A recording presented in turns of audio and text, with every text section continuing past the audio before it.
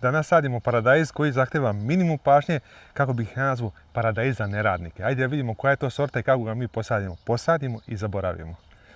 Prvo, na dobro isfreziranu površinu kopamo rupu. Rupu kopam da bude malo veća, ne klasična za paradajz, nego ozbiljno veća rupa. Sad ćemo da vidimo kako izgleda ta rupa.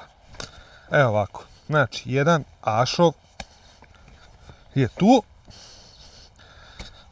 U jednu ovu leju, jednu kućicu ili rupu, kako se gde naziva, sadim dva paradajza. Znači sa lijeve i sa desne strane po jedan.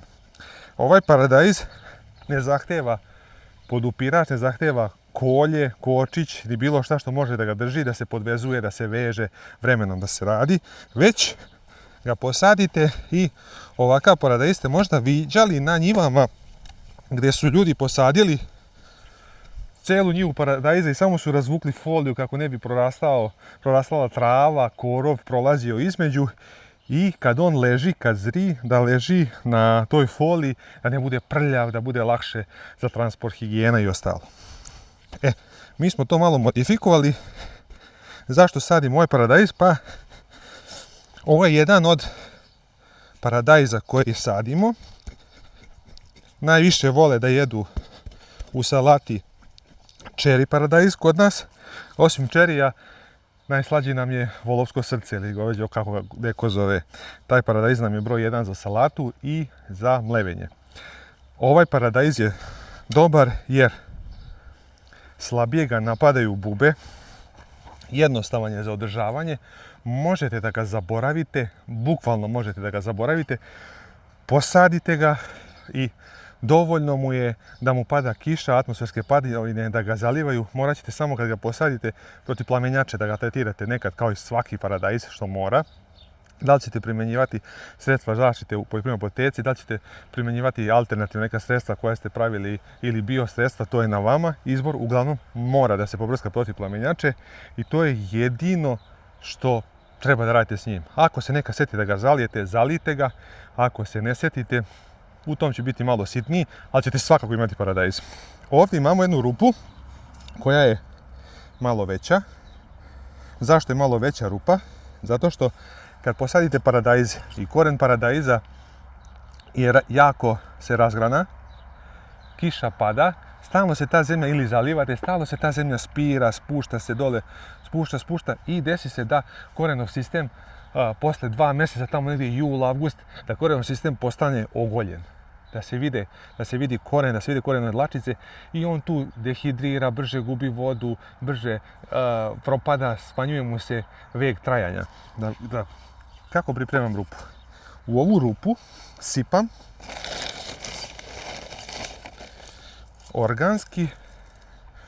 ovo je organski peletirani stajnjak. Vidite, znači to je organski biopeletirani stajnjak koji možete kupiti u bilo kojoj poljoprivrednoj apoteci. Otprilike možete staviti 1 do 2 šake. Jedna šaka je preporučena, moja šaka je malo veća i ovdje će se zalivati, pa sam stavio malo jaču dozu. U tu rupu gdje sam stavio stajnjak, vidite, stajnjak je tu promešan sa zemljištem koje je prethodno usitnjeno sa ašovom. Zašto sam usitnio zemljište? Pa usitnio sam zemljište da bi taj koren od paradajza mogao da prođe što dublje i što jednostavnije, da se ne muči, već da se spušta dole, da ne ide u širinu. On će svakako ići u širinu, ali uvijek bira tamo gdje mu je mekše zemljište nešto. Ja sam mu već ovdje omekšao, tako da je to priprema. Obavezno sipam punu rupu vode. Punu rupu vode. Zašto sipam punu rupu vode?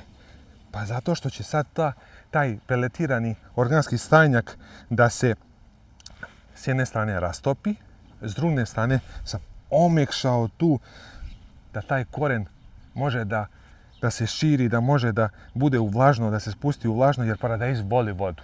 Voli kad je mokro, voli da se zalije, nije gaš kao krastavac da toliko voli vode, ali voli vodu. Tako da sačekamo da zemlja pripije tu vodu.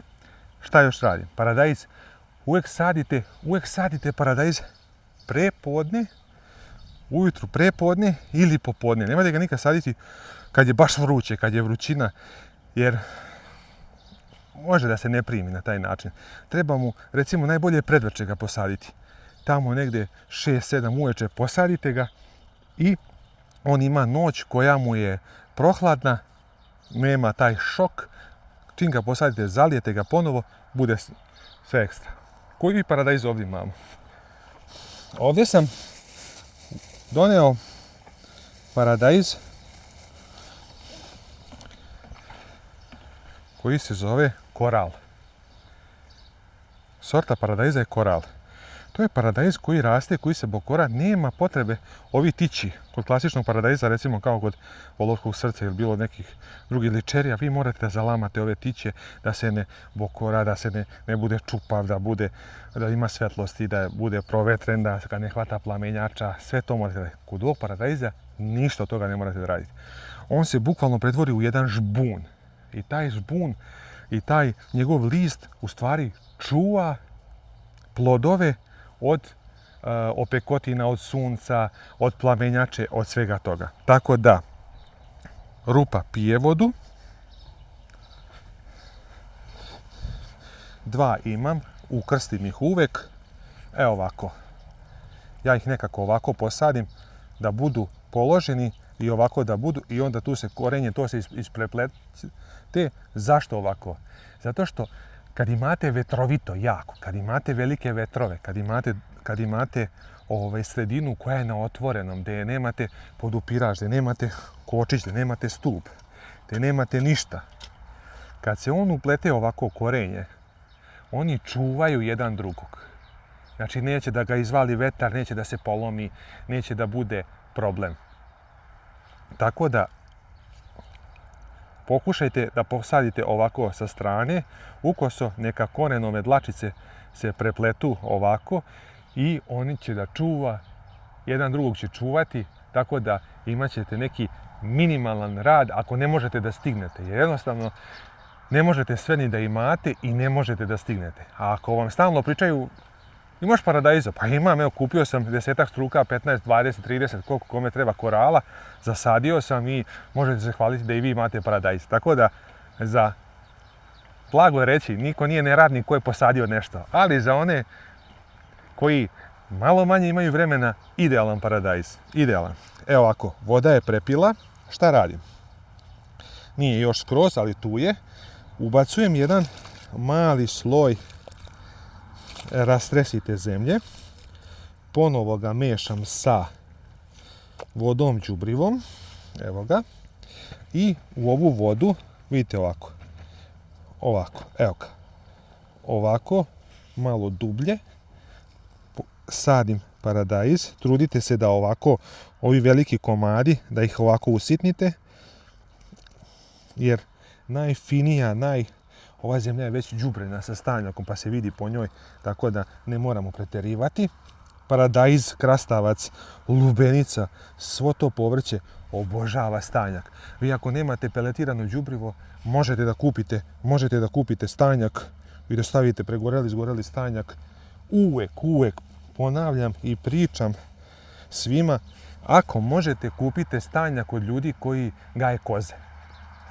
Kozji stanjak je najbolji stanjak zato što je koza skoro jedina životinja koja se ne leči, gdje ljudi ne koriste antibiotike u lečenju životinja i sigurni ste da vaše đubrivo, stajsko đubrivo, nema antibiotika u sebi. Tele se leči, svinja se leči, kokoške se leče, sve to zahteva antibiotike, tako da uvek sam glasao za kozji stanjak. Idemo, znači, sa ove strane ga malo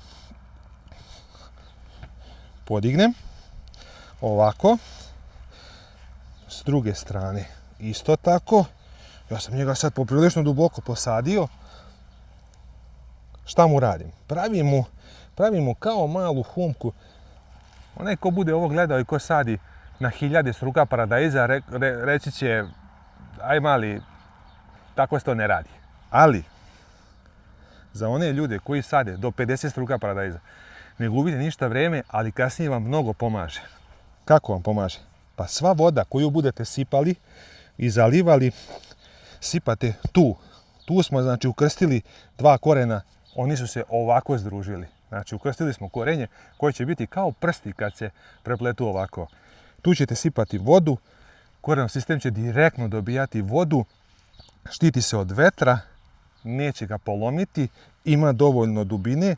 Znači kad god sipate vodu, kad god zalivate, da li koristite kap po kap, da li zalivate recimo sa malom kanticom litar vode, naspete tu prvih par dana kad je tek posađen, da on krene, da on dođe sebi, da on ima tu snagu da iznese, sipate, uvijek se ta zemlja dole spušta, spira, postaje gušća, nabijenija i tako se desi, kao što sam već rekao, posle 2 mjeseca da vi imate korenov sistem koji se vidi od gore i paradajz vam propada. Tako da, humka,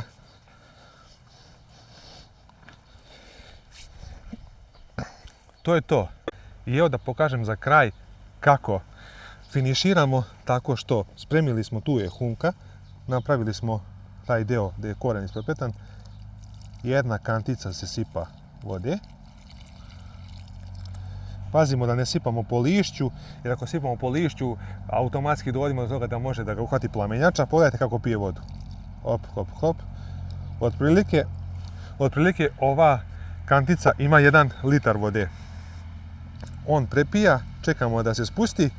Pogledajte kako brzo pije. Iako je dole sipana skoro puna kanta vode, 15 nekih litara, isto on pije, zemljište se sleže i sad samo ovako, hop, i malo zagrnemo i to je to.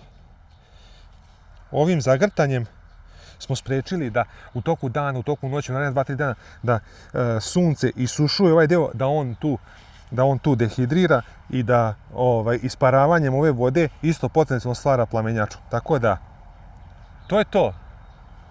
Paradajz za nas koji nemamo vremena, koji smo neradnici, kako bi neko rekao, je tu posađen i imat ćemo da jedemo u salati ove godine. On ima malu žilicu u sebi, onu u centru, ali koliko smo radili, mnogo smo dobili. Tako da, koral paradajz, tu sortu svakog bi preporučio, ko nema vremena, neka posadi koral i nema brige, imat će za salatu.